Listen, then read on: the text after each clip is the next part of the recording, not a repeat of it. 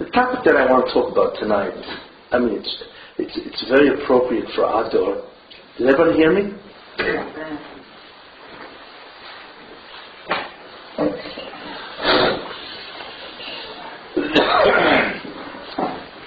In many ways, it's a very difficult topic.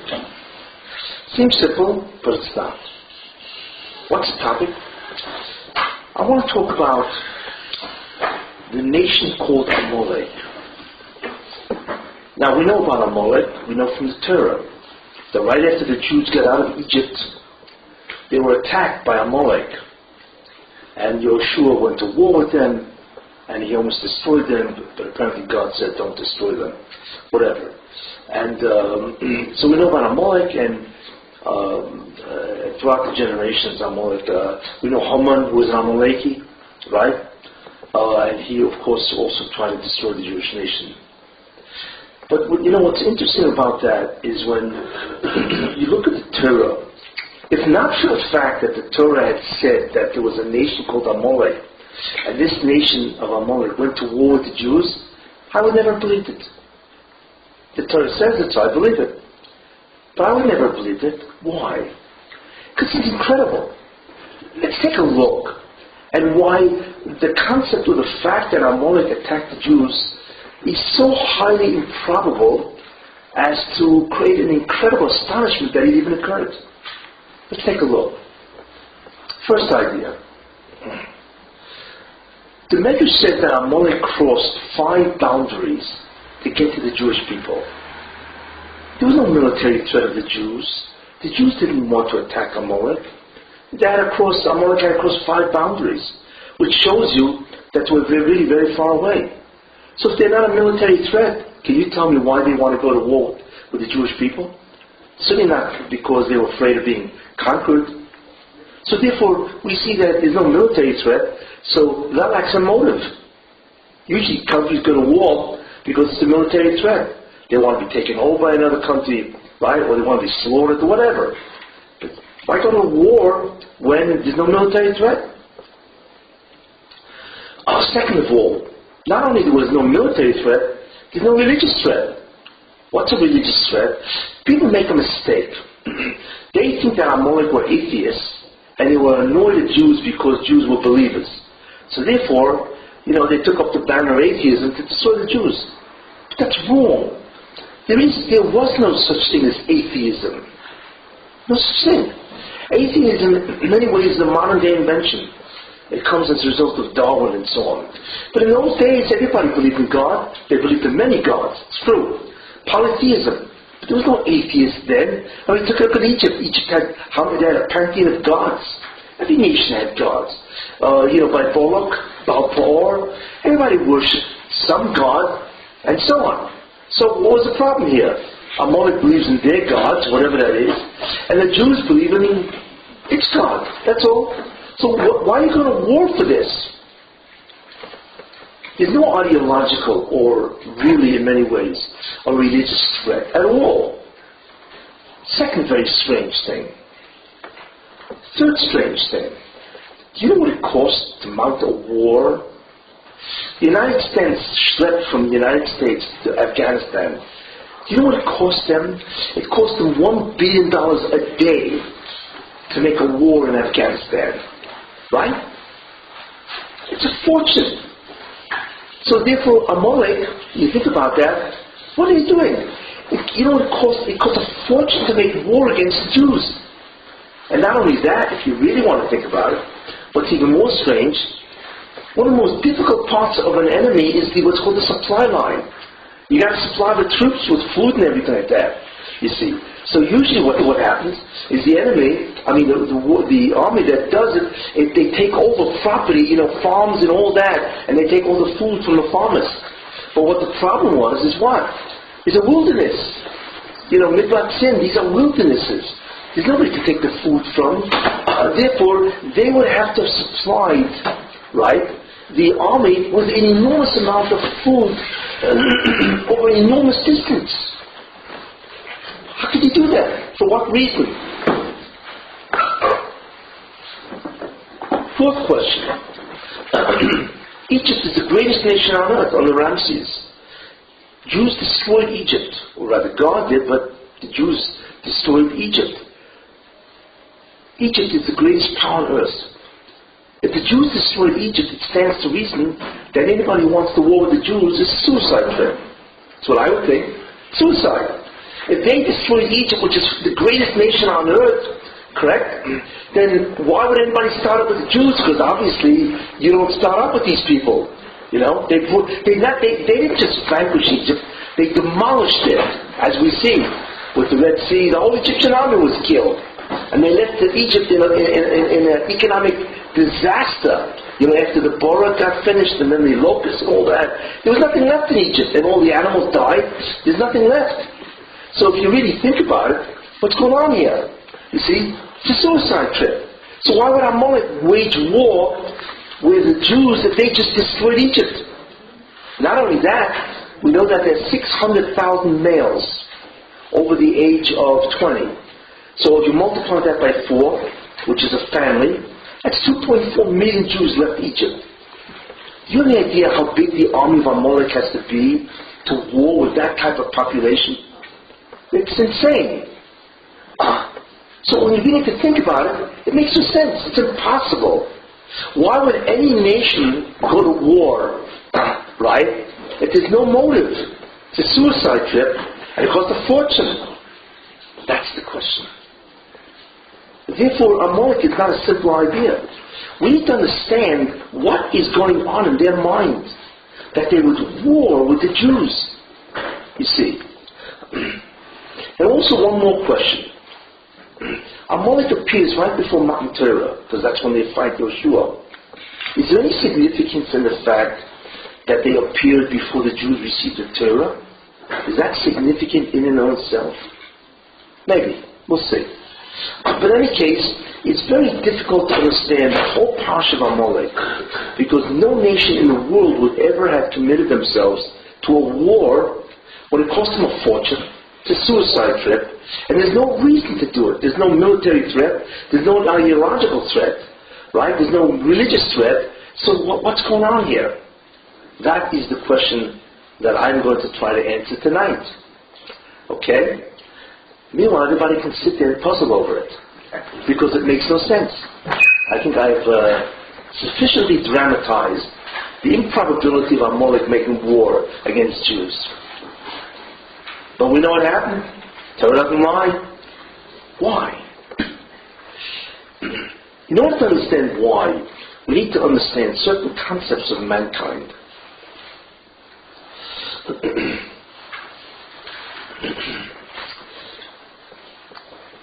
Man means man and woman, mankind, are very interesting creatures in a certain sense. People are always thinking, whether it be consciously or unconsciously, believe it or not, everybody either wants to become God, or he thinks he's God, or he wants to overthrow God. He may not admit it, and that's only because God is so powerful he can't even begin to entertain such a thought. But the truth is, everybody would love to be God, right? If I took a show of hands, everybody here would love to be God. You don't know how to do it, okay? So that in order to know how to become God, you have to come to the next year. But anyway, but everybody would love to become God. You don't want that. You don't want that headache. Well, that responsibility. What? It's hard not being me. What? It's hard not being me. Okay. Now, I'll tell you something. That's because you're not God. If you were God, we would have no problem being you. But that would be a contradiction, because why would you, anyway. Okay? In any case, everybody wants to be God, like I say. Who doesn't want to be omnipotent, all-powerful, omniscient, all-knowing, omnipresent, all over, right? Everybody wants that. Imagine, you never have to worry about bringing home a paycheck. It's incredible. So, you either want to be God, or you want to become God, you think you are God, or you want to overthrow God. It's one or the other. Okay. And the question is, do we see this in history? Yes. Let's take Adam Rishon, the first man. Why did Adam eat from the tree of knowledge of good and evil? Why? Well, let's take a look at the argument that the Nachash the primordial snake, presented to Chava. He goes over to Chava, right, and he says to her different things, but the real clincher was what he said to her, right? You could be God. You see? Why did Nochash use that argument? You can become God? Because Chava dreams of becoming God. You can't offer, if the Nochash wants to convince Chava, and she obviously followed the same arguments to Adam, you got to convince them with an argument that they believe in, or they realize, hey, it's a good argument, right? So he said, you can become God. What does that mean? What was his argument? So he said the following. He said, you see that tree that God said not to eat? You know why he doesn't want to eat from that tree? Because he ate from that tree. Rashi says this. It's a medrash. He ate from the tree of knowledge of good and evil, and that's how he became God. There you are. You see, of course it was a lie, but that's what he said.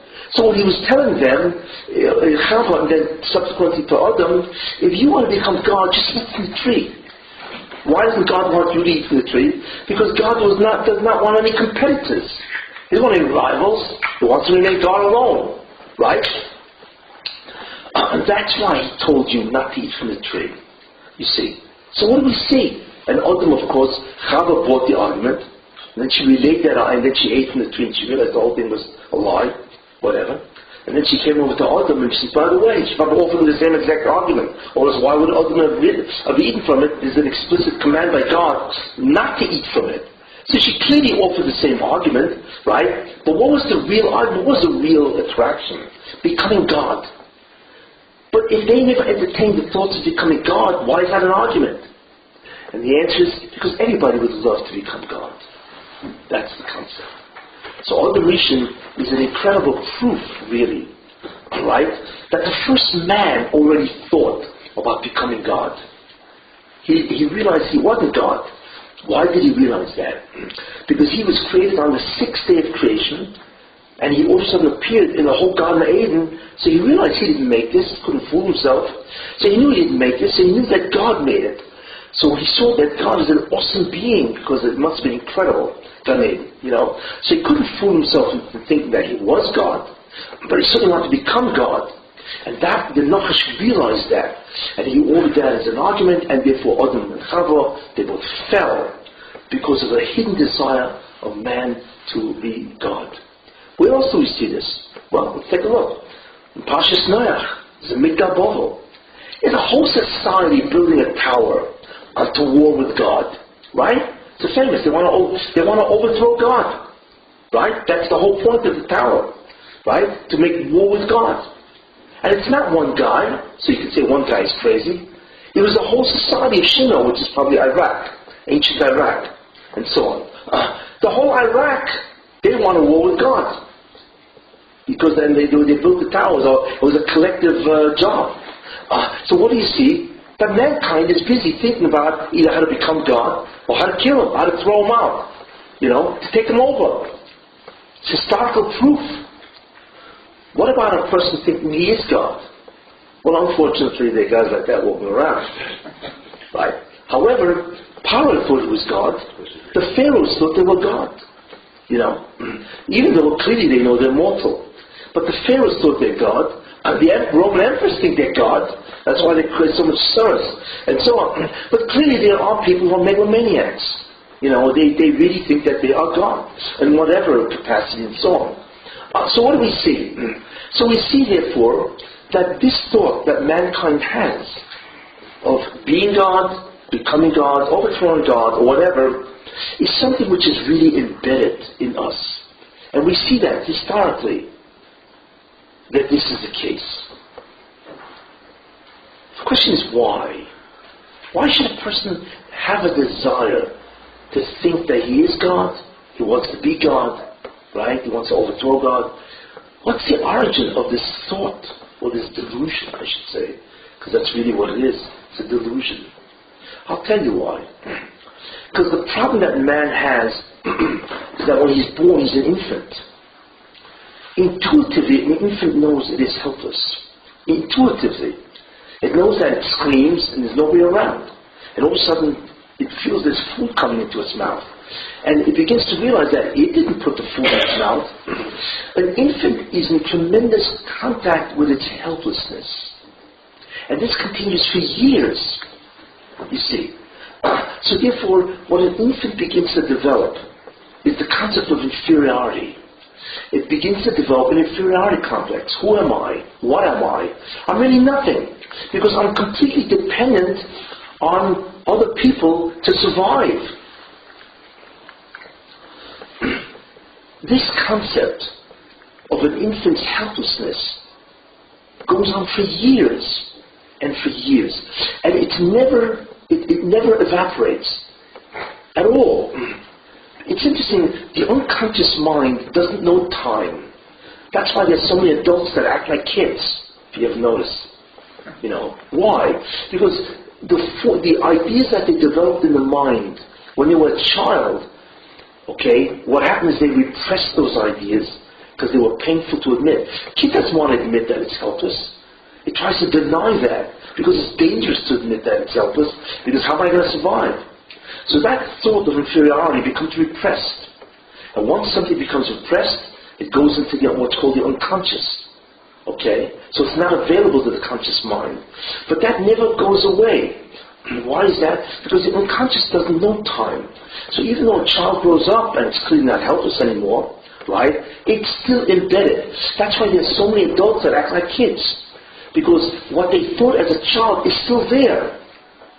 Unless you remediate them with all kinds of therapy, whatever, and so on.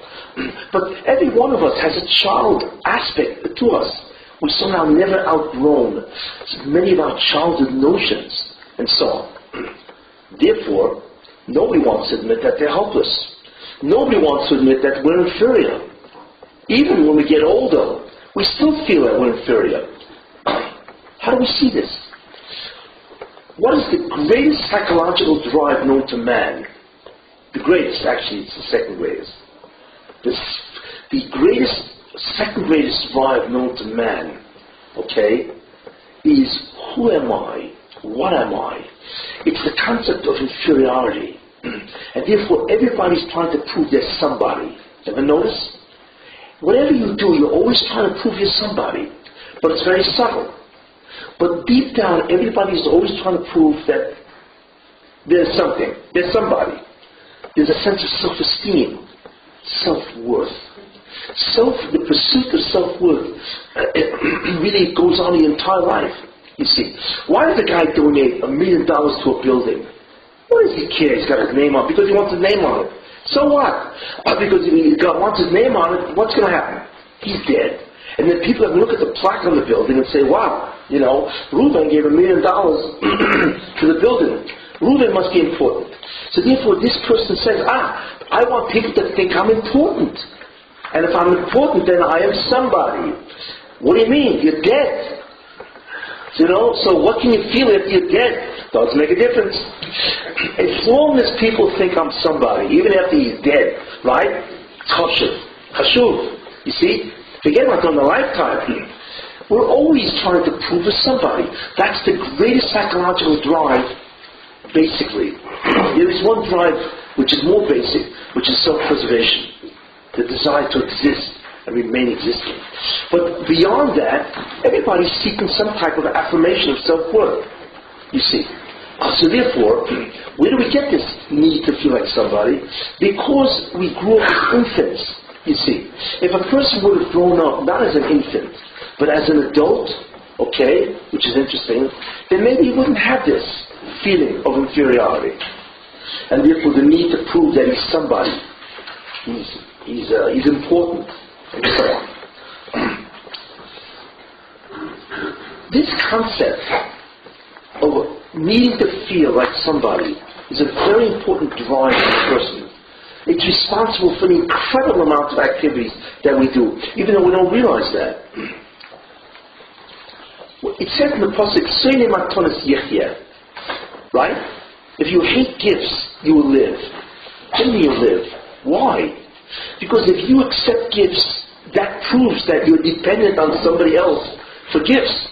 But if you're dependent, what happens? All of a sudden, it proves that you are helpless. Because you need somebody else. It shows you that you are dependent. If you're dependent, it's hard to live with those kind of feelings, you see. So therefore, man is always trying to deny his sense of inferiority or his sense of self-worth, the loss of self-worth. This is a very important concept and explains a great deal of behavior. Why everybody wants to be remembered, why people have to assert themselves, whether it be to their spouse or to be their co-workers, because in some fashion they're always getting a feeling of worth. I'm somebody, see? Why do people try to control other people? Because if I control you, I'm somebody. Why does everybody want to collect so much money? Because money gives me the power to do anything, and if I can do anything, I won't feel like nobody. You see, a great deal of things are tied. Why does a guy have to feel he's got to have security? A huge bank account, you see? Because I'm a nobody, and I'm not going to be able to survive, so if I have a bank account, I'm adequate, I'll be able to survive. You cannot believe the amount of behaviors that we do to compensate or to address the problem of our own inferiority. Anyway, it's a lot to talk about. But in any case, this leaves mankind in a terrible dilemma. What is the dilemma? A dilemma is a problem. What's the problem? If you do A, you're doomed. And if you do B, you're doomed. Either way, you're doomed. You see, that's a classic dilemma. What does that mean? Notice, if you have a boss, right? You hate your boss. You resent him. Now, if he's a good guy, you won't resent him as much. But if he's a bad boss, God help him, right? Why do we resent authority figures? Why? Because don't tell me what to do. Because if you tell me what to do and you control me, that proves I'm a nobody. So therefore, we resent authority immediately. You see, we resent the boss' authority. Anybody who tries to control us, we resent. Why? Because it rubs against our need to feel like somebody. When there's a boss over you, obviously, you're nobody. He can tell you what to do, and you better do it, or also fire you, and there's no money. You see? So that reinforces our feeling of inferiority. That's why mankind hates authority. All people hate authority. So if he's a good boss, fine. But deep down there's always a resentment. That's why everybody's trying to become the boss of everybody else. You see. And anyway, it presents man with a terrible dilemma. What's the dilemma? Here's the dilemma. If you believe in God, well, God is the boss. But wait a minute. I don't want a boss. I want to reject God because I want to deny my own need for somebody else. So in many ways, to believe in God is difficult because in essence you're believing in an authority figure. But that in many ways, God is a boss. And he's a real boss, and so on. You got to toe the line. But that automatically counters your need not to be bossed around because you want to feel like you're somebody. You see, and not only that, God not only controls you, but God controls your behavior. He tells you what to do. Don't tell me what to do. How many times do we stop a guy and we say, hey, excuse me, when you're the boss. You know what I'm saying? Don't tell me what to do. I'm not going to go with who we have to clash all the time. But the essential idea is that we don't want to be told what to do. We want to live our lives according to the way we want to live our lives. Get out of my way. Basically is what we all feel. Okay. This is human nature. So therefore, a religious person, somebody who believes in God, has got a real problem. He's got a real dilemma. Why? Because if he believes in God, right, then he, in a certain sense, he resents God because God stops him from enjoying life. You see? So that's one bad thing. On the other side, if he rejects God, well, if he believes in God, God's going to come after you because there's a concept of accountability, isn't there? Right? There's accountability, right? God says, hey, this is my list of things you need to do. And if you don't do it, you're going to be judged. That's called accountability, right? So it's a dilemma. What do I do? If I reject God, correct, then I got problems because he's going to come after me, right? If I reject him. If I accept him, then I feel like a nobody. I don't want him to stop me from enjoying life. You see. That's a real dilemma. What do people do? Well, I have to tell you something. Mankind is brilliant. They found a solution. Yes. We find solutions to problems that annoy us or problems that we can't solve. We found a solution. But mankind has found a solution to this dilemma. If you believe in God and you want to enjoy life, how do you have your cake and eat it too, as they say in English? Can you do both? Can somebody who wants to live his own life accommodate the belief in God at the same time? It would seem not. But the truth is, mankind has solved the problem. What is the solution to this problem? Well, you'd be shocked. That's what the solution is. The solution to this dilemma is all the religions of the world. Yes, as we will see. Each religion really compromises God. And you do an incredible job. And we will go through the religions. And I will show you what mankind has done. And then you begin to understand Amalek and really what Judaism is. Let's take a look at the religions of the world. How they address this dilemma. Well, you can believe in God, right, and do what you want. Let me show you how. Well, there are different strategies. And each strategy is called a religion, you see. A religion is nothing more than a strategy of how to accommodate God and do what you want. Let's take a look. Okay, what's the best or the greatest strategy of all? Atheism. Don't believe in God. You don't believe in God, what's the problem? I can do whatever I want. Right? So therefore, atheism is a strategy not to allow God to interfere with your life. It's really what it is. But what's the problem with atheism? You know, you have to be an idiot to be an atheist. Why? Why is that? Okay? Why is that? Because the greatest proof that there must be a supreme being that created everything is the incredible complexity of life. It's impossible. The human mind, or the brain, has over 100 billion neurons. It's massive. The body itself, right, has 100 trillion cells. Well, a lot of it is really bacteria, but anyway. But it has an enormous amount of cells. Each cell is a factory. There are more chemical reactions going on in a cell, or certainly the human body, than all the chemical reactions in the entire world. Who ordered this? You know how complex that is? It's beyond belief. In fact, I will illustrate it. It's a very cute idea, very interesting. Okay? This is a beautiful illustration. Well, you cannot be an atheist. Out west, 100 years ago, there's a whole bunch of guys playing a poker game. Okay? Now, they had the pot in the middle, right? The money. It was out west. These cowboys, right? And they're playing poker. Okay. All of a sudden, some guy puts down his hand, right? And his hand was a straight flush. Now, I don't play poker, so I'm not sure what that is, but I think what it is it's like 4, 5, 6, 7, 8 of one suite, like clubs or hearts, whatever. Maybe there's some Mavinians over here. Guys don't know what this is. But anyway, he had a straight flush.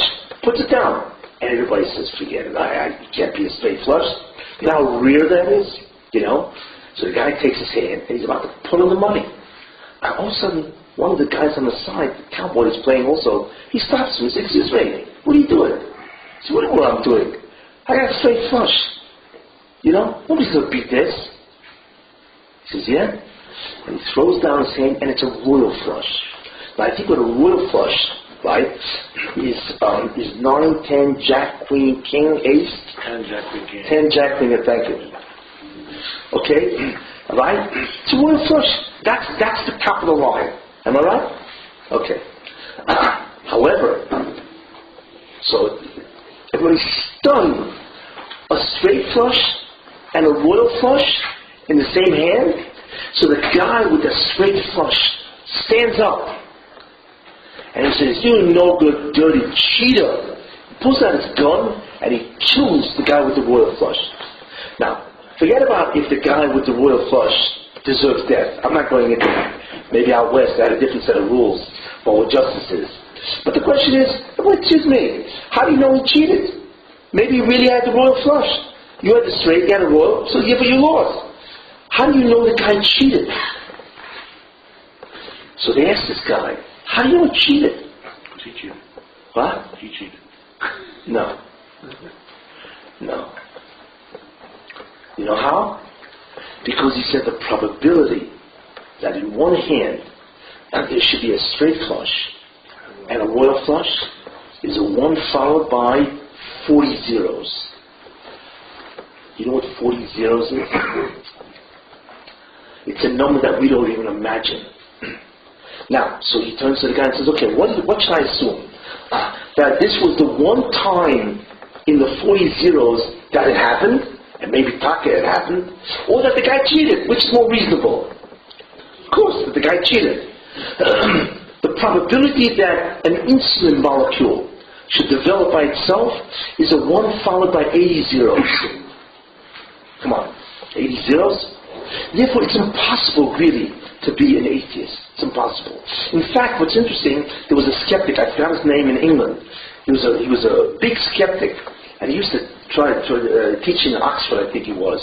And finally, when he was very old, he said, I forget, I believe in God.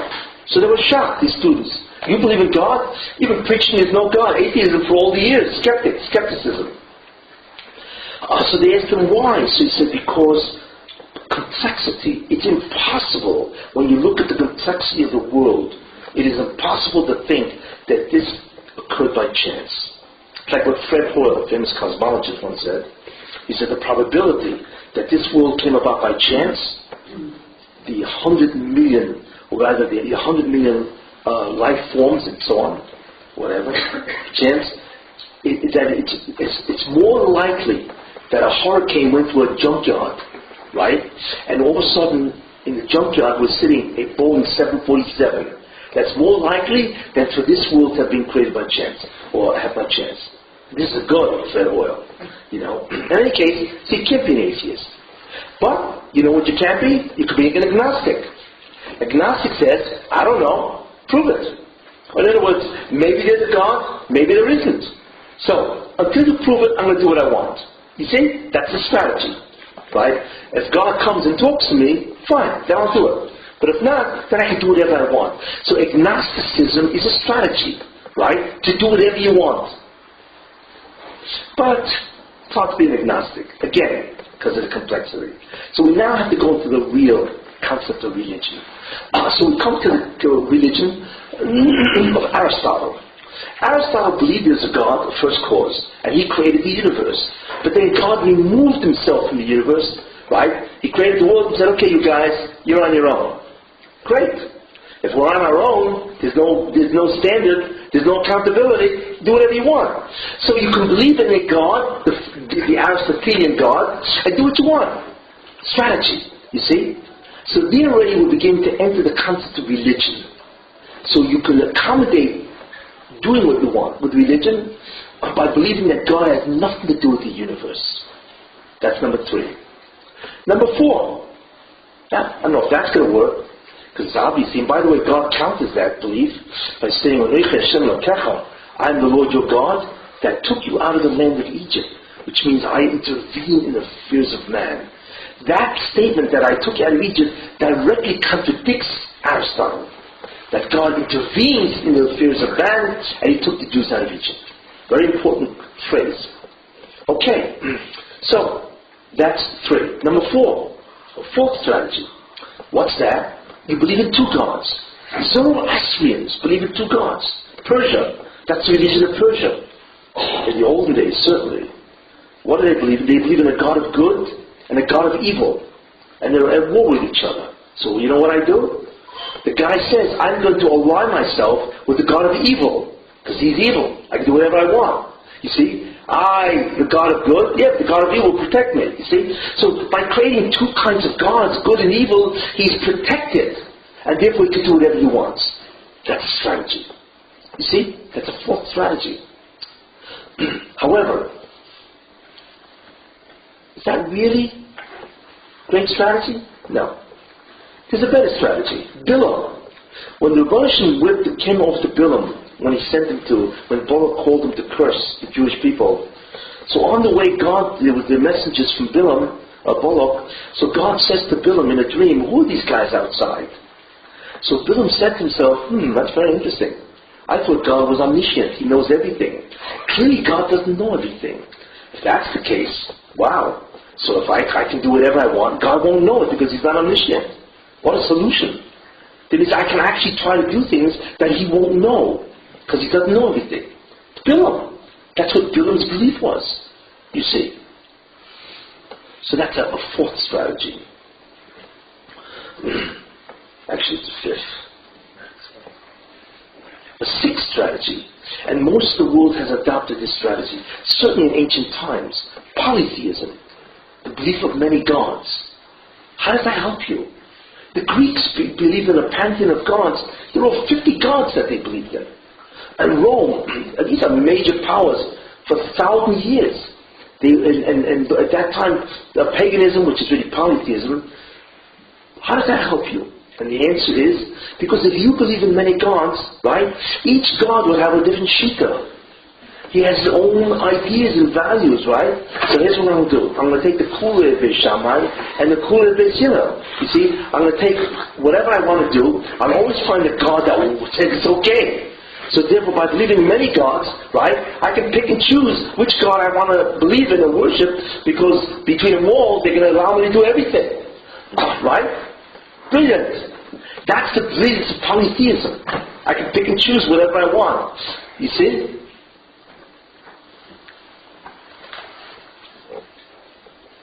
Another strategy. Okay. What happens if you're not polytheistic? So you're going to do another strategy. I'm showing you major religions of the world are really based on this. Another strategy. Well, I want to do a lot of things. I want to murder. Right? So what am I going to do? So I will believe that my God murders. I'm going to invest in God the exact same vices and bad things that I want to do. I'm going to say that He does it. And that's exactly what the Greeks did. They made their gods commit vices, murder, jealousy, you name it. You know, if you're familiar with any of the Greek mythology and so on. So therefore, there's a mitzvah according to the Torah, lihidamas b'drachov, to imitate God. That's exactly what they did. But the brilliant thing is they had God actually doing the things that they would love to do. You see. Another strategy is where, okay, God isn't that, but you know, the avodah will be immoral. Vices, immorality, that's the avodah. You'll find many religions in ancient times that are all kinds of immoral service, without getting into the gory details and so on. And even Baal Peor, which the Torah mentions, their avodah, if you know what it is the avodah of excretion. They used to excrete right in front of their God. Why would they do that? Are they crazy? Because it was an avodah of such degradation, right, that you can do anything, even if it's degrading. You see, if you look at religions, it's incredible what man thought of just to get away from believing and having to do what God wants. So what they did is the avodah, you see, they had all kinds of the Vestal virgins. I don't go to their avodas, but they had all kinds of incest, you know, licentiousness going on, immorality in their temples. Why? Because that's the avodah. So on the contrary, it's mutter, it's a mitzvah. Right? Okay. Another strategy is where God changed His mind. Yeah. Christianity. In the beginning, God created the world, He gave the Torah. But He saw the Torah was so difficult, so He changed His mind. He said, if you believe in my kid, that He gave His life, my kid. If He gave His life for grace, it's called grace. He gave His life in order, He was crucified on the cross in order to redeem mankind, right? That's all you need to do to get Ulam Haba. What does that mean? So God changed His mind. The original basis for it was Jews, and now it's the Christians, right? Not only that, He changed the Torah. Originally it was the Torah, and now it's the New Testament. You see, so therefore you change your mind and you now remove all the mitzvahs That's incredible. So in order to get in the Mahabharata, all you have to do is believe that this guy came along and sacrificed his life, right, in order to redeem mankind from the original sin of Adam, whatever they say. And so, right? But that's incredible. You see, that is what they believe, and that removes all the mitzvahs. Everything, basically. And then the last one is always very interesting. Right? A guy sins. He's got to be worried. He sins. He needs a kapara. Right? It costs a lot of money to buy an animal for chatas. You do a shogeg, a sin in shogeg, or whatever, it costs a lot of money. You got to bring a chatas. That's an animal. That costs at least $1,000 to bring that animal. $500, so you wouldn't sin so often because it costs a lot of money, right? But there's a better way. Why is that? What's the problem here? Because the problem is the only one who can forgive you is God. Alright? And you want forgiveness from God, you got to do a certain amount of things. So Christianity, Roman Catholicism came up with an incredible idea. The priest can forgive you in confession. Yeah. Man can forgive man. Isn't that incredible? But of course, when man is going to forgive man, what is he going to do? He's going to ask you for a donation, won't he? And there you are. They used to buy their kaparas. And after a while, that's called confession, right? You give to the church, whatever, and you get a kapara. That's what confession is. Because they gave the power of kapara to man, to the priest. After a while, it got so bad, where the priest would say, listen, there's a sale on today, right? If you do one sin, it's $100, right? So normally you do two sins, $200, but there's a sale for $150. I will forgive you not only for what you did, but for what you will do. It's called the mafreya. Obviously that it got out of hand, which is incredible. So Luther, that's why he rebelled against the Catholic Church, right? That's why he created Protestantism, Luther, and he said this is ridiculous, it's called indulgences. After a while they were selling the ability to do sins in the future for hard cash. That's why the church was the richest institution in the world in the Middle Ages, you see. Anyway, look at all these incredible strategies. Why are they? What do they do? They all allow you to believe in God and do whatever you want. They've all neutralized, compromised God. That's what it is. So what happens? Along come the Jews. And they said, oh no, here's what the Jews did. Here's what the Jews did. One, there's a God. One. There's only one God. Forget about the rest of the crew. There's no polytheism here. There's only one God. Not only that, He is righteous. He is moral. He's ethical. Right? He's just. Not like the other guys. Right? And not only that, He wants you to be righteous and just and moral and ethical. There's no exit. Where's the strategy? How do I do what I want to do and believe in God? With Judaism, you can't do that, really.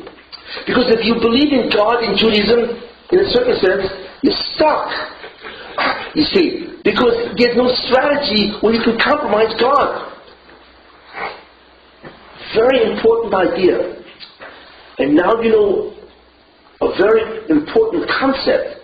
Why did Nimrod hate Avraham Avinu? Why? What did Avraham Avinu do? Okay, so he smashed a couple of idols. Why did he hate him so much and throw him into the first song? Because what Avraham said was radically different than everybody else. Avraham Avinu said, this is what Judaism is. There's only one God. He is righteous, unjust, Sadik Yashar, said Nazino. Right? And not only that, he said not only is God this way, but all your other gods are wrong. See, everybody else, if you're polytheistic, everybody's right.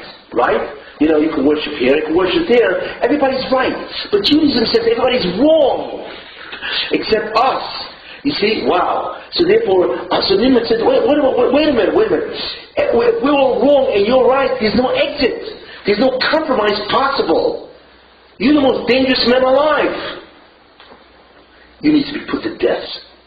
Because your form of belief destroys us. It destroys our ability to do whatever we want and then to feel like a somebody. You see. And that tells you a very important concept. Why is there anti-Semitism? There are many reasons. Jealousy, right? A lot of reasons. But I believe the real reason boils down to one idea. Anti-Semites don't hate Jews. They hate God because of what He did to them. And therefore they hate us because we are His ambassadors. That's why. They never forgave the Jew for introducing Judaism. They never forgave us. In the end, what we did, in many ways, is we gave them a conscience. You see, we made them into whips. We forced them to serve God. Not that God serves man, but man has to serve God. The origin of anti-Semitism is the Jew, what he believes in, goes contrary to the thing that a person wants. And that is to be independent, fully self-functioning, and don't tell me what to do. That's the root of anti-Semitism, you see. And intuitively, everybody knows the concept of the Bible, right? The Torah. The Bible is the greatest book ever published, and it's world known. And when you read the Bible, what's the first thing you begin to see? The righteousness of God, the justice, right? The morality, the ethics, and so on, you know. What do you think a guy feels when he's reading that? He's at war with himself. Part of him would like to believe this, but part of him says that you have a mind. You believe this, you can't do anything. Because you got to do exactly what God wants. That is the origin of anti-Semitism, in the end. And that's the concept of Avraham Avinu trying to be killed by Nimrod. It's interesting. You see. One more idea. It says in the Torah, we call the mountain Torah was made by Har Sinai. Yes? The mountain of Sinai. So the Chazal say, why is it called Sinai?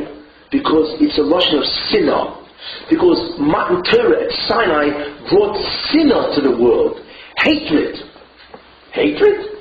Where'd that come from? What I'm saying.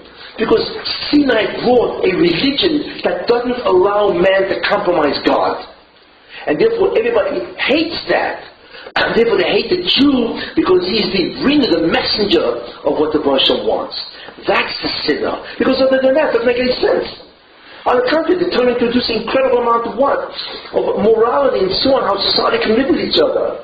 But what the Torah did is far more than that. It brought sinner. It does not allow man to do whatever he wants. You cannot compromise God. That's the sinner. And therefore, intuitively, you feel difficult to accept the Torah because it goes against the grain of human nature. You see. Now that you understand this, okay, we can now go back to what? To all the questions I asked about Amalek. What was the first question I asked? Okay, first question. Why did they go to war with the Jews? There's no military threat. No. It's true, there's no military threat. But there is an ideological threat. Amalek intuitively realized that what the Jews are about to offer the world is a religion which is intolerable because it doesn't allow us to compromise anything. You know, it makes us slaves submit to the Baruch Shem. We can't allow that. And therefore they said, which is incredible, what we must do is we must kill the Jews. We cannot allow a religion that offers no strategy to compromise. You see. So it was a religious problem, not a military problem. And they hated the Jews so much because of that, just like Sinai, that they were willing to commit suicide, moise nefesh for that, because they knew they would lose. You can't fight a nation that just wiped out Egypt. You can't fight a nation that not only wiped out Egypt, right? It's got 2.4 million people. Right? You can't do that. And not only that, it's a fortune. To spend money on that kind of a war is a fortune to cross 5 borders. But it's worth it to destroy this nation. Because they are bringing something intolerable to the world. You see, that answers who Amalek really is. They cannot stand the fact that Judaism does not allow them to do whatever they want. And therefore they're willing to be moise nefesh, even if it means their own death.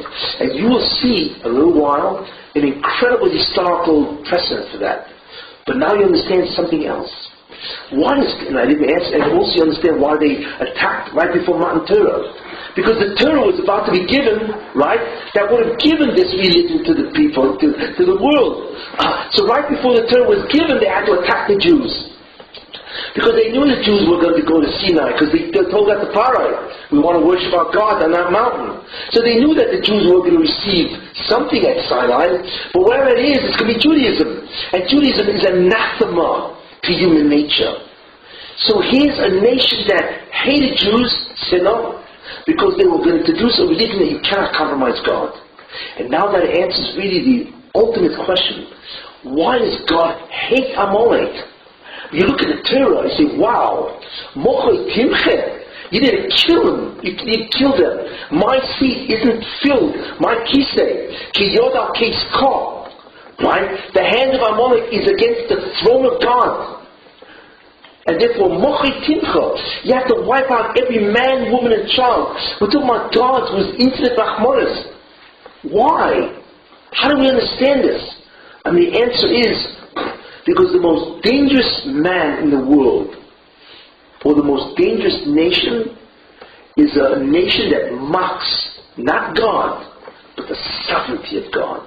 Notice what it says, Ki Yod, the hand of Amalek is against the throne of God.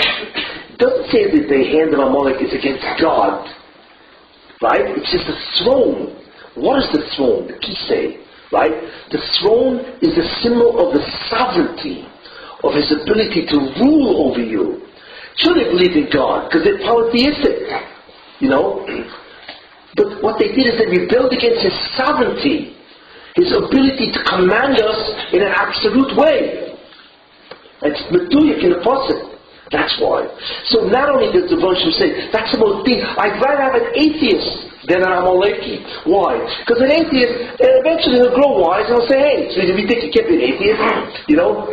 But if you believe in God and you compromise God, you've mocked his Ol Malchus Shemayim. You've mocked the whole concept of the Ol Malchus Shemayim, which is the yoke of the kingdom of heaven. That's why we say Kriya Shema twice a day, to be makabel the oil. You see? It is so important to accept the sovereignty of God that we say it twice a day. And that's exactly what they were against, the Ol Malchus Shemayim. You see, that's why God said, you need to wipe them out. You need to wipe the Zecher out. Because God does not want anybody to remember them. Because to remember them is to repeat their philosophy. And to repeat their philosophy means to make it attractive to people. We need to compromise, you see. So therefore the greatest enemy of God is a person that not denies his existence, but who mocks his ability to issue commandments, his sovereignty. In fact, an incredible remnant is what? How do you spell Amalek? Ayin, Mem, Lamed, Kuf. Yes? That's the Rosh Tevis of Ol Malchus Lo Kiblu. The same Isis. Ol Malchus Lo Kiblu. That the kingdom of heaven they don't accept. So it's not that they deny the existence of God, because they believed in gods. They deny his ability to be a sovereign. So they created a compromise. But what's even worse is that they were willing to be mercy nefesh. That type of self-sacrifice demands that they be wiped out. You see. It answers a fundamental question of why God hates them so much. Now that we understand this, we can understand some things about Haman. Right? Haman doesn't make sense. Again, when you look at Haman, what he did is absurd. Let me show you. Okay? Ahasuerus is the greatest emperor of all. Got 127 countries under him. What an empire. Okay? And who's the second in command? The Grand Vizier? It's Haman. Correct? Haman is the Grand Vizier. Now, you're mad at Mordechai because Mordechai doesn't bow to you. Right? Okay, so kill Mordechai. What do you want to kill all the Jews for? Are you crazy? I mean, Haman isn't stupid. Right? You don't become stupid to become the Grand Vizier. You're a bright guy. You see. What are you killing all the Jews for? You don't like Mordechai? Kill him. What are you doing this? What kind of a racist is that? Who ever heard of something like that? You see. And not only that, nobody wants to wipe out an entire nation. You need the economy, economically. The Jews are very loyal and so on. So why would he kill everybody? First question.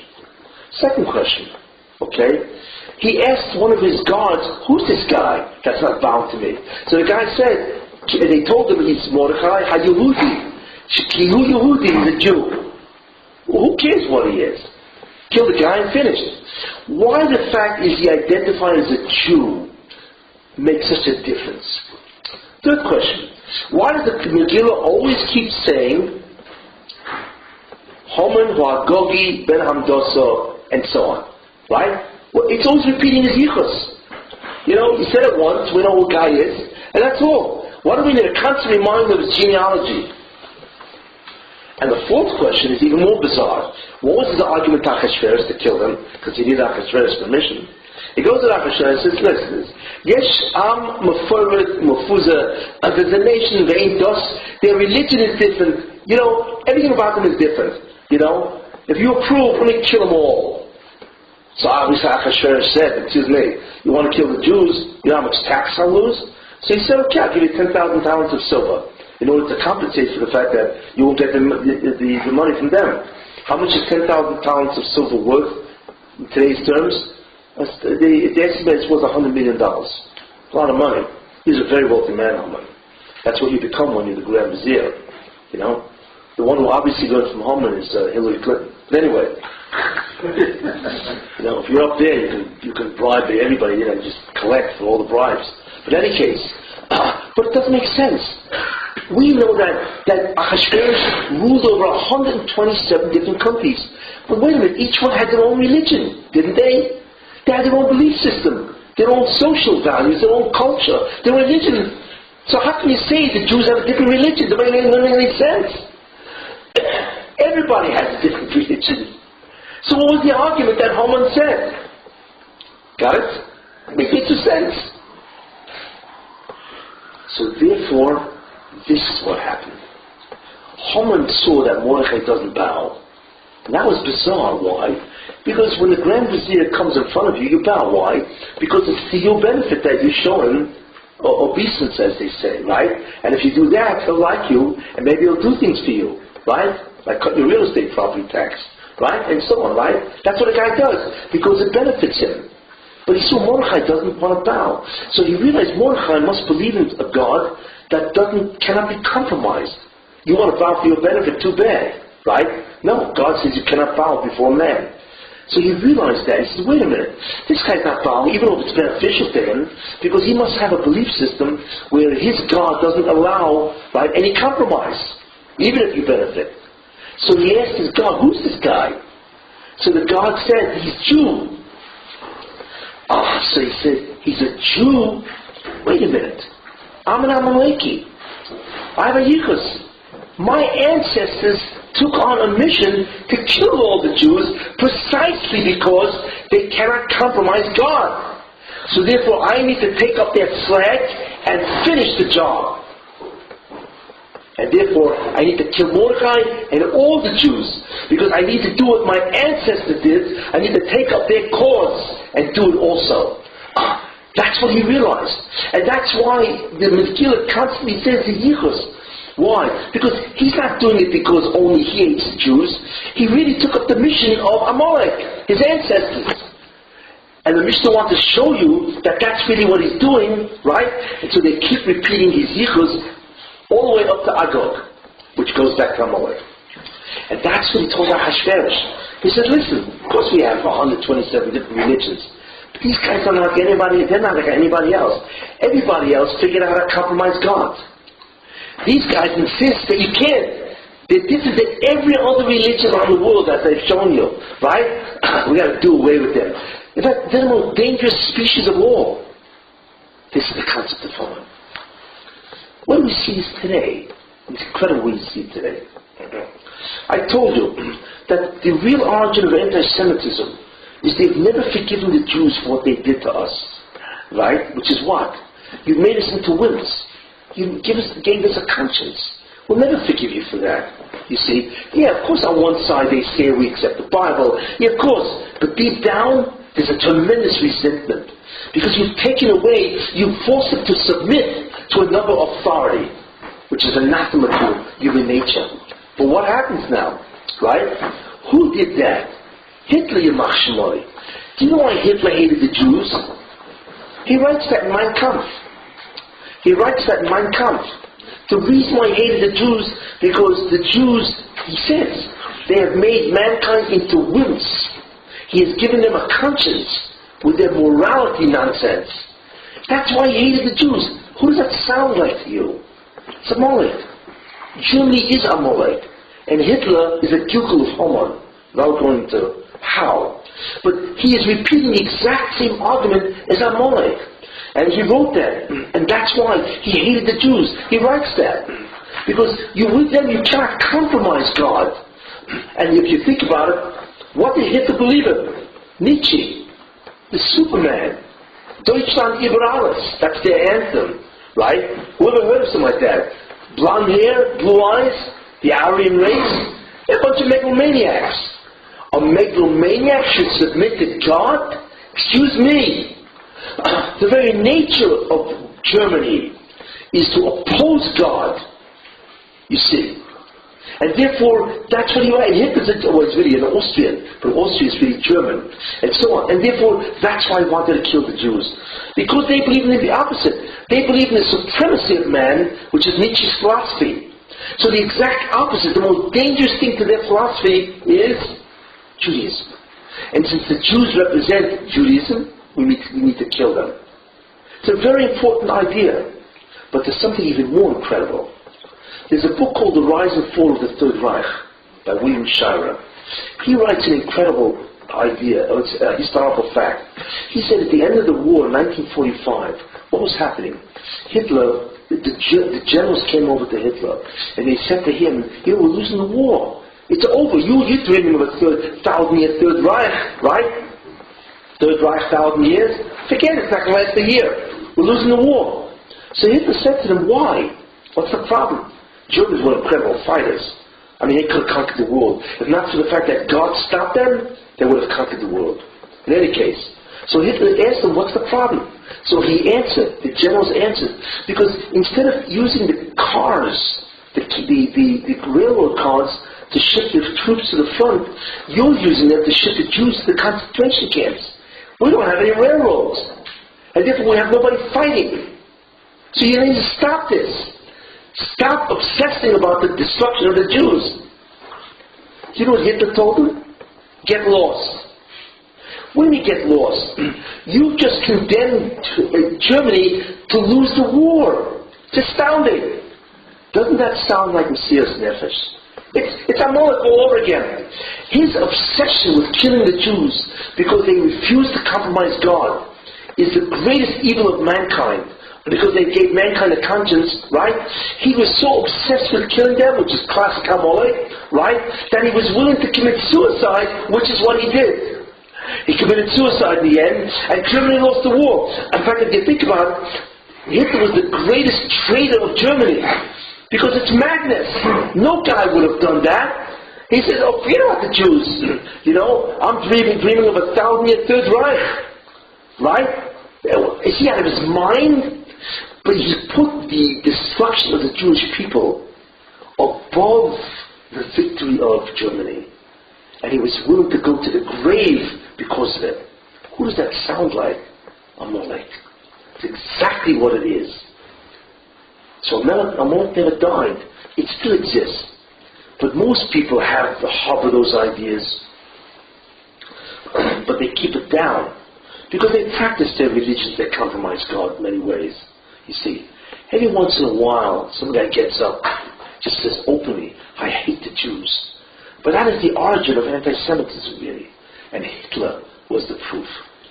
You see, once you understand that, you understand certain very different ideas, and so on. Do you ever notice, why does the Torah always saying, right, Vayas Moshe Kasher Tziva Hashem's Moshe. And Moses did exactly as God commanded. Why? It says numerous amounts of times. And Moshe did what God commanded him. What does that mean? Because he never inserted his own ideas to compromise God. That was the greatest thing. When a Jew does exactly what God wants. Kashetzivo Hashem es Moshe. As God has commanded Moshe. That's the greatest shvach, praise, which means that he doesn't insert any of his own ideas, any of his own needs, any of the strategies of all the religions. He does exactly to the letter of what God wants. That's why it says that. You see, it's amazing when you think about it. There's an idea which I once heard from Shalom Shvadron, famous Maggid. It says in the Yom Kippur davening, when you cut al-chet and so on, it says, I forgive me. Why? Because Mashe or Sal Tom, that which you forbade, he tarti, I permitted. And it also says, Umashe he tarto, but what you forbade, I made forbidden. So Rav Shalom said, wait a minute, I understand this. I can understand you need a kapara because you said it was forbidden, and I mated it. So it's a chet. But if you permitted it, and I asked it, why is that a chet? So he said a very important concept. But it's a long time ago. He says, because the chet there isn't because you did an avera. Because you didn't. It's permitted by God, except you want to forbid it, fine. But why did you forbid it? Because there's an ego involved. Because you want to prove you're somebody. Alright? So therefore, I said it was permitted. So who are you to say it's forbidden? Because you're obviously investing ego in it. Because if I put it in, everybody's going to say, wow, what an incredible Talmud Chacham. He asked it, he was machmer. Don't be machmer, it's mutter. Because you put in your own ego. You didn't do kasher tziva Hashem es Moshe. You see, and that's the chet. It's interesting. So we understand, look what we understand now. You should know the greatest pitfall in the avodah, the greatest, is to compromise God. You see, not to deny God. People don't deny God. We're not into overthrowing God, right? We're not crazy, right? We're not to think we are God, and we don't think we can become God, right? So what do? We're always trying to compromise God. It's called looking for heter. Now, it's more okay, look for heter if there's a heter. You see, but mankind is always involved in compromising devotion. And you can't do that really. Yeah, you follow the Shulchan Aruch. It's mutter, that's fine. You see, but you notice, therefore, that mankind is preoccupied always with compromising devotion. Because a person always wants to do what he wants to do. He wants to rebel against authority. That's what he has to do. And this is really, in the end, what Amalek was. Amalek was a nation that realized that they were the first true anti-Semites. Egypt was not anti-Semitic. They just wanted slaves. Therefore they used the Jews. Did they hate the Jews per se? No. If they would have hated the Jews, then Levi never did any avodah. Levi was never subjugated in Egypt. They would have killed Levi too, you see. But they didn't hate them. But they weren't truly anti-Semitic because the Jews were there, but they needed their economics. That's why. Same thing with Roman Greece. Roman Greece didn't really hate the Jews. They just stood in their way of power. Greeks, they stood in their way to rebel. Don't rebel. We want to control you. Right? We want to take your territory, we want to charge you tax, and so on. Where did anti-Semitism first originate? Do you know where? Christianity. That's where it begins. Because we killed their God, so to speak, and that's the real hatred of Jews. That's where it began. You see. Because we don't believe in their guy, right? We believe in the Torah. But the Torah you cannot compromise, you see. But their guy, right, in the New Testament it says, I come not to abrogate the law of Moses, which is the biggest joke, because then he abrogates everything. Abrogate means to nullify. Then he nullifies everything. You see, that's what the New Testament does. Just to get rid of all the mitzvahs, and so on. So therefore, they hate Jews for that. Because their guy himself was Jewish, you see, which bothers them to this day, right? And not only that, their religion compromises what Judaism doesn't. This is the concept of Amalek. Amalek isn't something that existed a long time ago. Amalek is a here and now phenomenon now. And that's really Germany and all the anti-Semites out there. Why does everybody hate Jews so much? Why does the UN hate the Jews? It's because there's a double standard. What's the problem of Christians all the time? And the answer is, This is the answer. Because Torah created Sinai. Why? Because we gave them a religion, a set of beliefs that does not allow God to be compromised. There's only one God.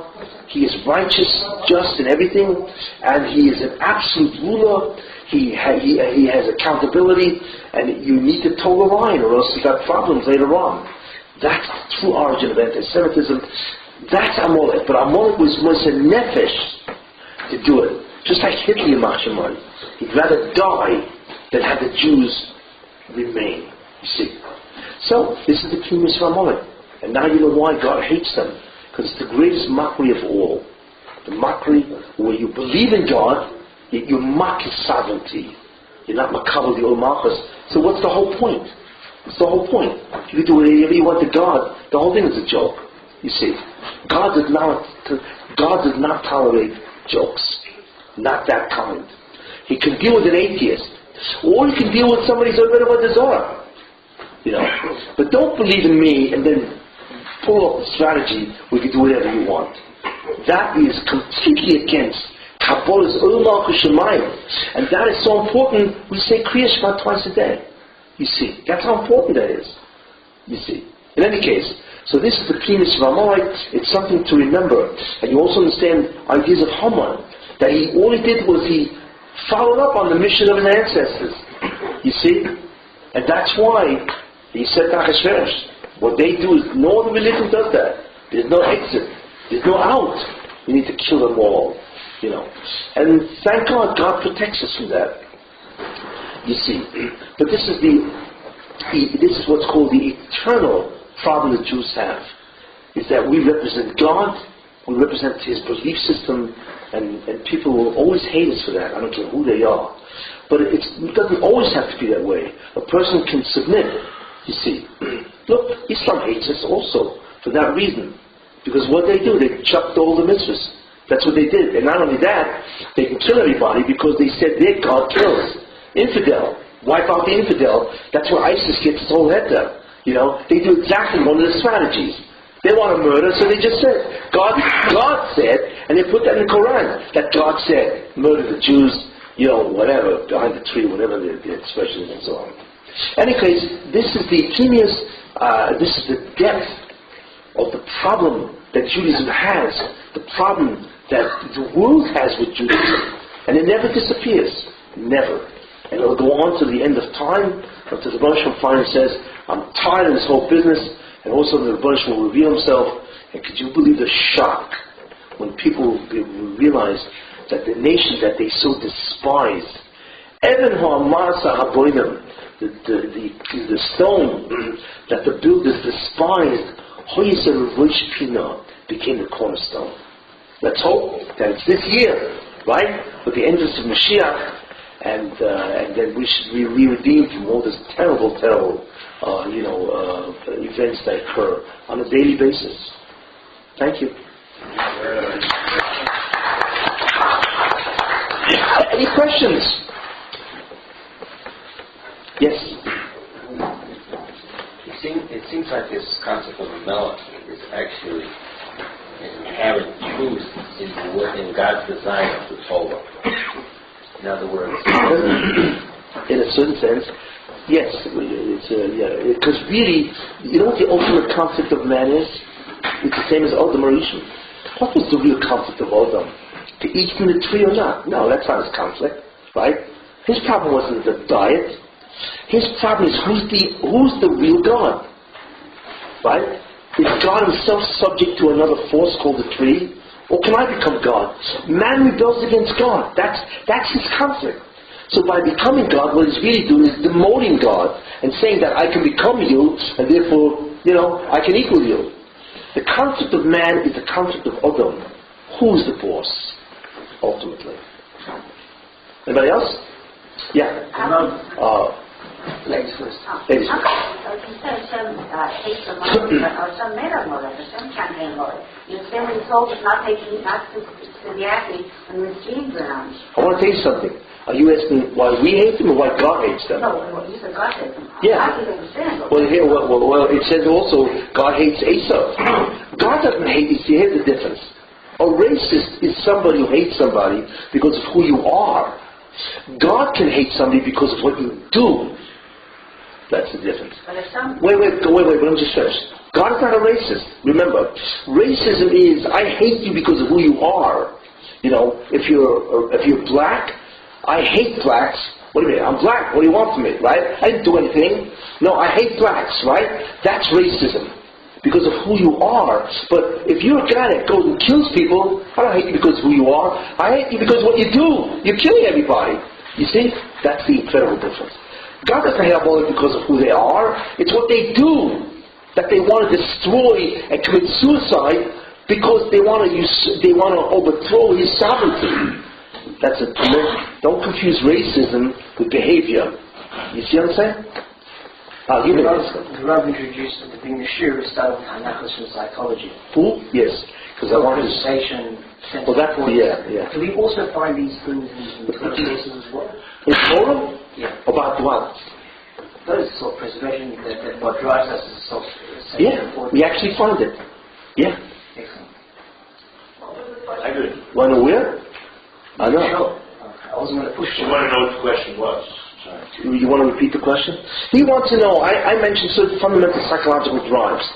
So, and the most fundamental in terms of what we do is the drive to remove inferiority, self-worth. The drive to achieve self-worth is the most fundamental drive. Below that is self-preservation, but I'm not going to go with that just to say, animals have that drive too. But notice, an animal doesn't have self-worth. An animal's not concerned with its worth. Notice? Tigers don't have problems. That's why tigers never go to a therapist. I've never seen a tiger that was a therapist. You see? Because tigers don't have any problems with self-worth. But you know what they do have problems with? Self-preservation. Territorial. That's why if you muzzle in on their territory, they will kill you. Not because they have to prove they're somebody. They are somebody. Right? It's because you're taking away their food. That's the difference between an animal and man. Only a man has problems with his worth. Animals don't have that problem. I'll ask the same question. How is the Rav in Yerushalayim for? Is the Rav giving classes on Gemara? I give a class in my house Monday morning from 10:30 to 12 in learning how to significantly improve your ability to learn. Rav's teaching. So I'd really like to come. So come, you're right, it's an open chair. It's 10:30 in my house from 10:30 to 12 Monday morning. I live in Rehov Rashi, 91. Go ahead. Anybody else? Yes. Yeah, go ahead. I'm glad that in the end you mentioned Islam. Islam, yes. I'm so surprised that you didn't mention them in all the different religions. And I'm also so surprised why we are so tolerant towards them and claiming that their God is the same as our God. Who said that? Well, I hear all the time that Allah Is God? No. That's a tremendous mistake people make. You know why? You know what the history of that is? Arabs, before Muhammad came along, what religion did the Arabs have? They had polytheism. They believed in many gods, different spirits and so on. Right? The most powerful of all the little gods was a god called Allah. You know that? But it was part of the pantheon of the deities that Arabs worshipped. So along came Muhammad, and he said, wait a minute, forget about everybody else. I'm going to take Allah, who is the most powerful of everyone, and I'm going to elevate him to be the supreme. So Allah really, most people are not aware of that. Allah is the supreme being among all the other gods, you see, and that's what he really did. And so on. And then obviously what he tried to do is try to legitimatize that. So therefore he had, if I remember correctly, he had a servant called Abraham, who taught him Torah in that sense, yes. And that's why Islam is the outgrowth of Torah. I mean, look at the five principles, tenets of pillars of Islam. It's all dinam. It's either kapara, emunah, aliyah, or the regel. You have to go to Mecca once in your life. That's what it is. Why is it considered monotheism? Why is it not considered something? Because in the present day form, they believe in one God. They don't believe in any of the others. What Muhammad did is he elevated that one. Again, Islam is monotheistic. That's all it is. Monotheism simply means one God. but it's not the Jewish God. I mean, if you look at their God, what kind of God is a God that says you need to kill an infidel? Judaism doesn't say that. You want to... Judaism doesn't care if you don't believe in God. Nobody kills anybody. Do what you want. It's your bechira, it's your free will. Yeah, if you're going to interfere with my ability, that's different. You see, Amalek wanted to kill the Jews. That's a different story. You know what I'm saying? But other than that, hey, you can do whatever you want. It's a free country. Or I should say free will. Islam doesn't allow that. The problem with Islam, and that's why there will never be peace. Anybody who thinks there will be peace with Islam is an absolute idiot. Why? Because, I'll tell you why. Because the problem with Islam is that they are theologically driven. They can't allow peace. The only way you can relate to Islam is one of two ways. Either they are under you or they're over you. There is no such thing as equality, you see. And why? Because they are theologically driven. The Quran does not allow them it allows them to others to exist. But if you do exist, you've got to be a dhimmi. A dhimmi means a subservient person. There's no such thing as equality. A Jew, hey, you can be equal to me. Just because you don't believe what I believe, you're equal to me in the sense that you're not. I don't issue laws where I subjugate you, to inferiority. Of course not. That's why it's impossible for Islam to make peace with Israel. In fact, Islam cannot make peace with anybody because their theology denies equality. That's the concept of jihad. Jihad means you need to rule. That's it. There's no other option. Amalek or not? What? Are they in the same line as Amalek or not? No. No, not really. It's just a strategy. What they did is they gave over to their God, right, murderous intentions, that's all. They want to murder, fine. So their God says to murder. No problem. The Christians did it also, in a certain sense. That's why they murdered so many Jews. Anyway. Yeah. I have a two-sided question. I have a two-sided question. Two-sided? Yeah. Sounds like a double-edged sword. This may relate to the last statement the author just made. Yeah. There is a measure that talks about the idea that they were so much hate towards Israel when we were coming out of Egypt, coming into the land, that it was like we were like a hot tub and they were a cold drop of water to come in. That refers to... No, that's something else. Let me just finish this. Okay. And not all terrorists are, not all Muslims are terrorists, but those that are Muslims. Yes. So there's kind of suicide bombers. The concept of suicide bomber reminds me of this drop of water going into the bathtub to call itself off. It's going to die. It's going to die out. It'll be burned to death. So I do see some kind of a... The question is is it true that Amalek transmigrates into different... Yes. The Zohar says, which is really very interesting, there's a Zohar that says that Amalek will ultimately merge with Ishmael. Now, what does Ishmael do? Suicide. Isn't that interesting? So does Amalek. It's a Zohar. Okay, there you go. Right? Great. Yeah, that. What's the answer of Judaism's, or the way you explain it, the person has basic probably self-esteem. How does Judaism interact openly with the psychology of a person? You mean what does Judaism do about your need for self-esteem? Is that what you're asking? Well, what's interesting about Judaism is it's a paradox. The greater bitul hayesh, the greater negation of self you have, the greater you are, which is interesting. So your self-worth comes from negation of self. What is that called? You know what it's called? What's the greatest of all madregas of a Jew? And the answer is humility. Ve'oish Moshe hoyo onaf mikol odom sheba oretz. Onaf. Incredibly humble. Yet that's what made him so great. He was the greatest humble man, and therefore he was the greatest Jew. You see, but that's a paradox. And the answer to that is your self-worth doesn't come because you are searching for ways to feel like somebody. The real self-worth comes from the greatest humility, and therefore you're worth the most. It's a paradox. You see? So in a certain sense, you actually, by negating, not self, you can't negate self, but by negating your importance or self, you actually become the greatest. They tell the story of Rabbi Akiva Eiger. Rabbi Akiva Eiger was, for those who know Rabbi Akiva Eiger, one of the incredible gadol.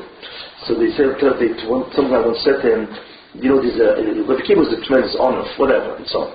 Anyway, he said, by the way, there's an incredible honor that lives in his village, humble person. So they told this Rabbi Akiva said, I got to see this guy. I got to see what a guy who's an incredible honor. So he went to the village, and of course, Rabbi Akiva Eiger, the village, they honored him, said, what would you like, Well, I want to visit this guy. Let's say his name is Reuven, right? I want to visit Reuven, And all of a sudden he goes to Reuven's house, and he says, I'd like to stay with you for 2 weeks. And he stays with him for 2 weeks, right? And he sees it's true. This Reuven, he's incredible. His humility is awesome. So he's about to leave after 2 weeks. And he says to Reuven, he says, what I saw about you is just incredible. But I have one problem, one question. It says, Ish Moshe ho ya'anaf mikol oretz. The man Moses was the most humble man. Yet I see that you rival him. So the guy said to him, Reuven said to him, I also had that problem. There's the guy. It's like the guy, in Europe used to be a Wasserschlepper. Wasserschlepper. They didn't have water like that today, the sink, right? You have to go buy water. The guy used to, like a milkman, right? The waterman, right? So a waterman, what kind of job is that? The schlepper is that, it's so and so forth, So a guy once said to me when he's buying some water from the guy, he says, you must feel terrible about yourself, because what kind of parnosa, schlepping water and so on, He says, right, I got a real problem, but I want to tell you something. I'm the best water schlepper there is in the city. You can always be a MacGyver in some way. I don't care what it is. Because a Guyver really is a distortion of self. I don't get to Guyver what that really is in Anivas, but the essential idea is, to answer your question, Judaism, the value that Judaism places on a person, which is real value, is the greatest honor. It's a paradox. So by being a nobody, so to speak, or recognizing, not that you're a nobody, you're not. You are with whatever God made you. You see, but by recognizing who you are, right, as really insignificant, that itself gives you the greatest value of all. And therefore God will attach himself to you, Dvekus. The greater the Anivas, the greater the Dvekus. Okay? I mean, there's a lot more to talk, but that's basically it. Yes? Would the right place what was that? Would the right place comment on the story of the Noah of Rabbi Eliezer, where the strategy that the Chachamim voted against God, so to speak, on the halachic ruling of the Tanur of Rabbi Eliezer? Oh, you mean the involving Tzir? Yeah. Maybe tell the story to the crowd, and in terms of the strategy, God says that the Chachamim of overcome me, they voted against me. Yeah. Right. In terms of the strategy, so that we sort of overcame those opinions in a sense.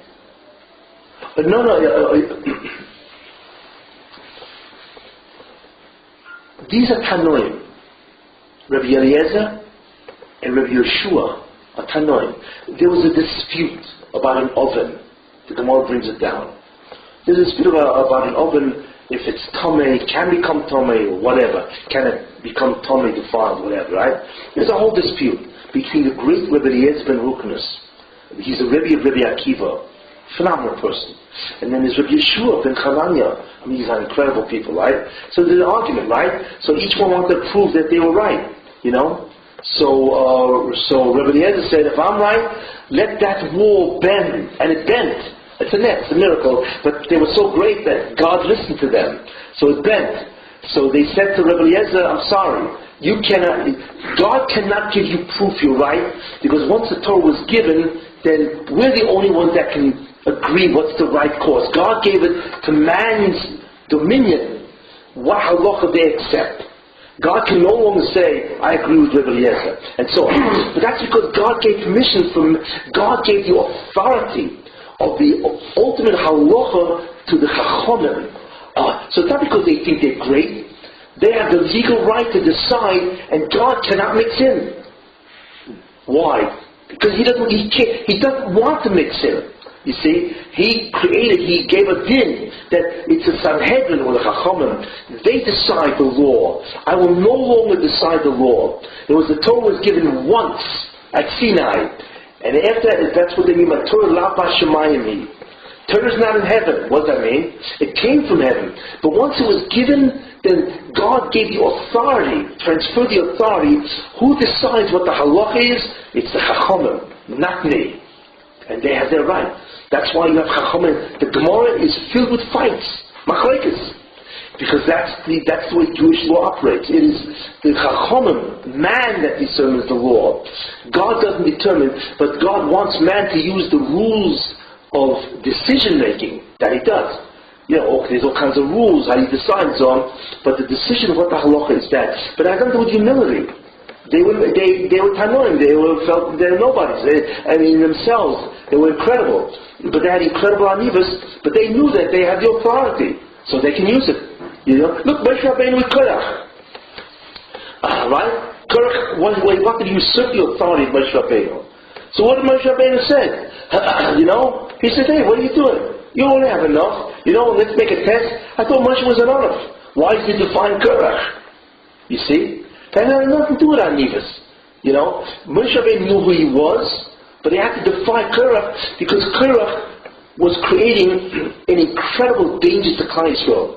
He was questioning the transmission process that maybe Moshe Rabbeinu issued laws that were his own laws and not from God. You see. You know why the earth swallowed them up? Why the earth? That's a bizarre punishment. That Korach. Right? Incredible. And the earthquake followed him. It's like, even seismologists, guys who study earthquakes, would stand in wonder at what happened. Right? The earthquake followed Korach and all the other 250 guys that died. And it was incredible. It wasn't an earthquake. It was a local earthquake that followed these guys. Why did God kill them that way? Or whatever he did to them.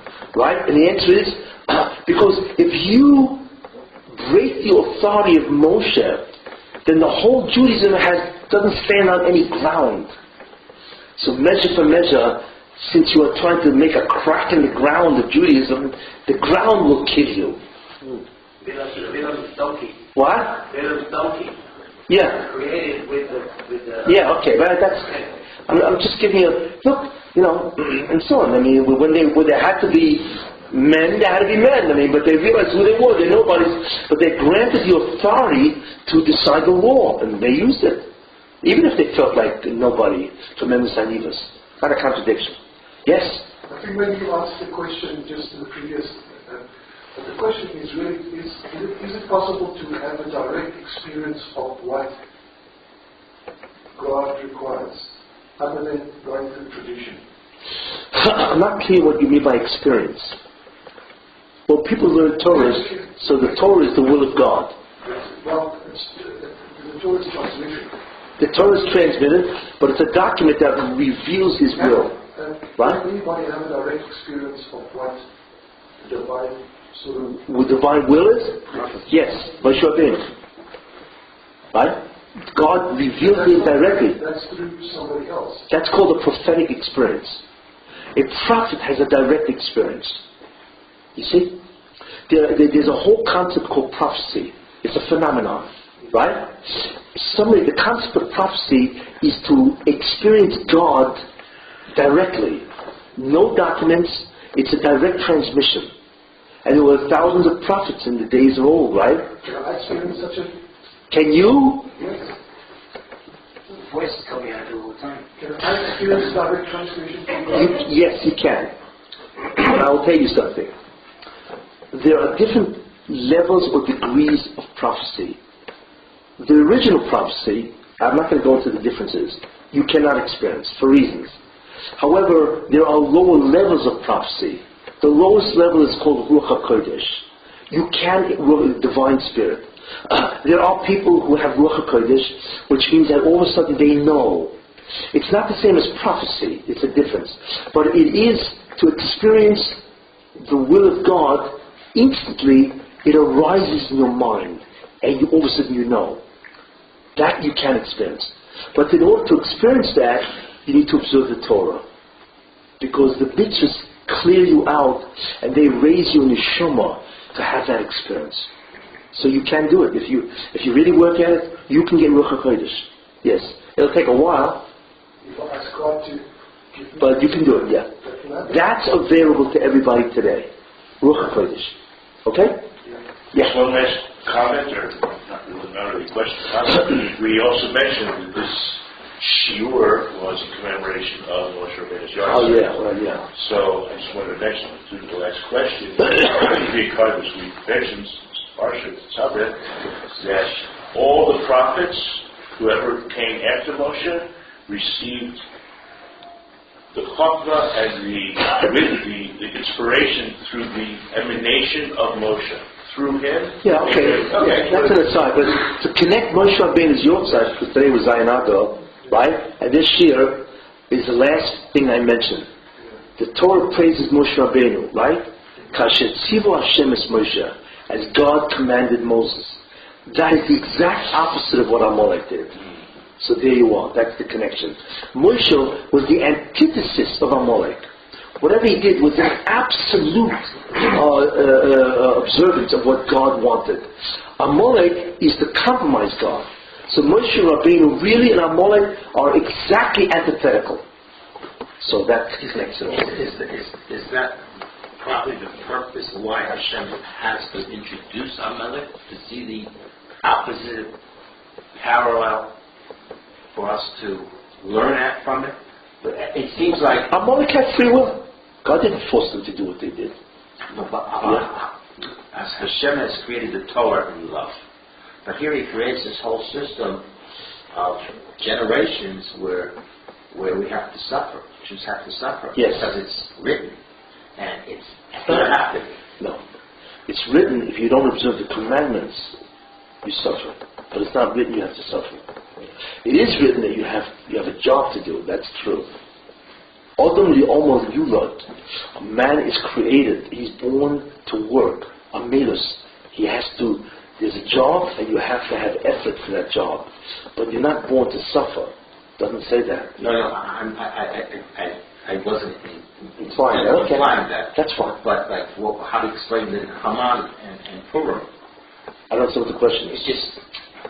Why is there always a Amalek in the world? Why so I've always got to suffer from an Amalek in the world? You know, God, for whatever reason, that's another shiur, the whole divine plan. But the essential idea is simple. I mean, there's a divine plan, and that plan entails or demands free will. Once you have free will, you can do whatever you want. You could serve God or deny God or whatever you want to do, right? And I'm not going into why there has to be free will and so on, but that's why. Many people choose to do evil. And if they do evil, that's their prerogative to exercise their free will. You know? That's part. God wants there to be free will. I'm not going into why, but once you have the concept of free will, you immediately have the concept that you can go two directions, right? That's why. But isn't the reason for the Jewish people is their own lack of unity? That's why we have oneness? Oh no! It's because the Jews do sins. It's the sins of the Jews that causes everything. Period. If they didn't sin, the Mashiach would have come a long time ago. Yeah. You know, we try to ask these the Jews coming out of Egypt and now the creation of Amalek. Were they somehow involved by some sort of process that allowed Amalek to come forth? Or was it totally free will decision by Amalek to do what they did? Well, fundamentally, it is a free will decision. Look, Amalek always had this. It's just that they recognized that the Jewish religion in Egypt was an incredible threat. But they couldn't do it because that meant going up against Egypt. I mean, Egypt would never allow them to kill the Jews because Egypt needed them for slaves. So they had to wait, who knows how many, tens and tens of years, hundreds of years. Because Amalek really is the grandson, if you think about that, is the grandson of Esau. You know what I'm saying? Who knows how many years they had to wait. Look, his grandfather was Esau. We know what Esau was, you know. You see, so I mean, he's not very far from his Zeta, as they say. So they couldn't attack the Jews in Egypt. They had to wait. Oh, The opportune time came. The Jews are out of Egypt. Egypt cannot stop them anymore because they're destroyed. Now we can kill the Jews. But they've been plotting this for years. Maybe another question. Yeah. So how did Esau come from Yaakov from Yitzchak, and how did he be their son? How did he what? How is he their son? So how two tzaddikim have... I mean, how did the guy with a father like Yitzchak and a grandfather like Avram, how did the guy turn out like this? Is that what your question? That's the grandfather of Amalek.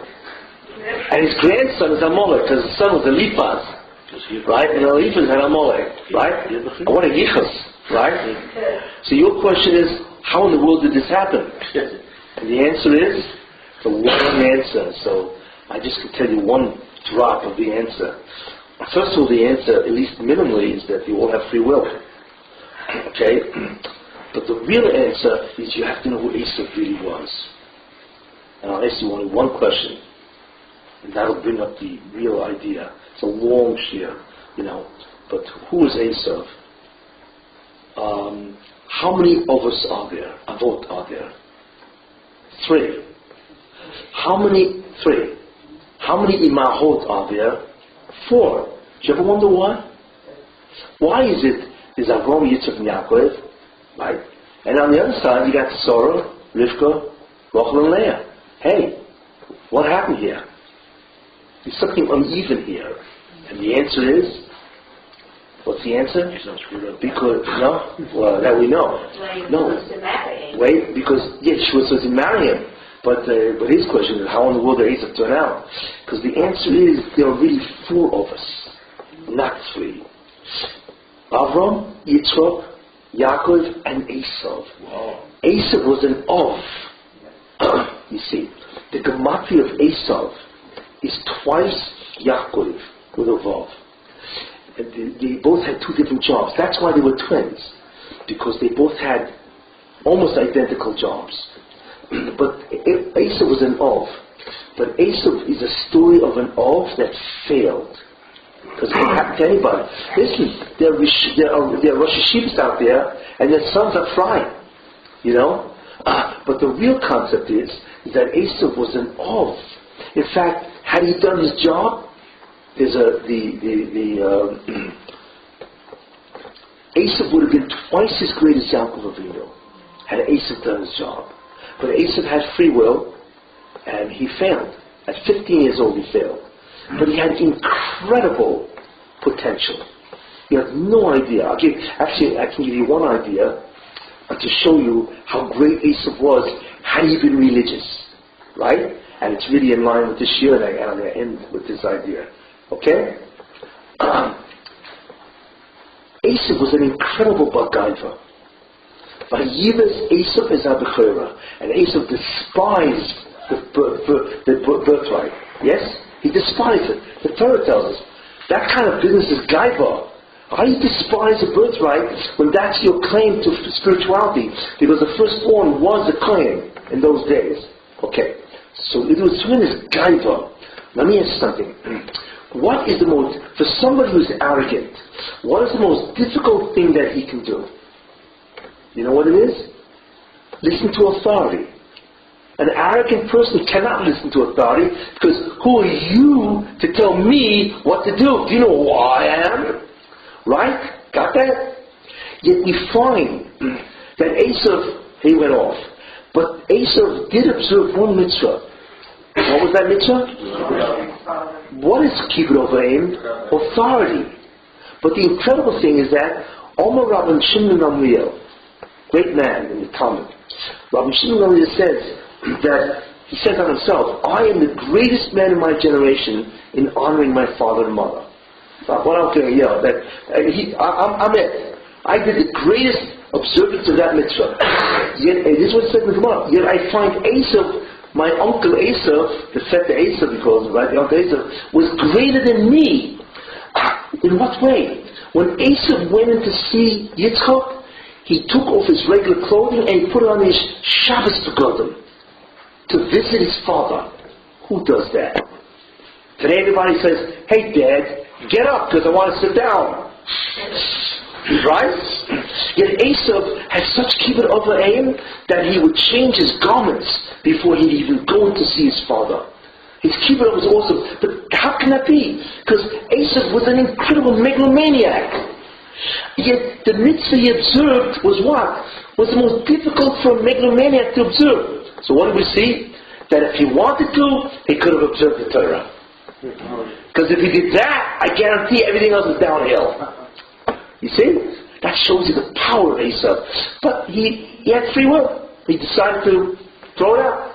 You know, obviously Olam Hazeh spoke more to him than Olam Haba.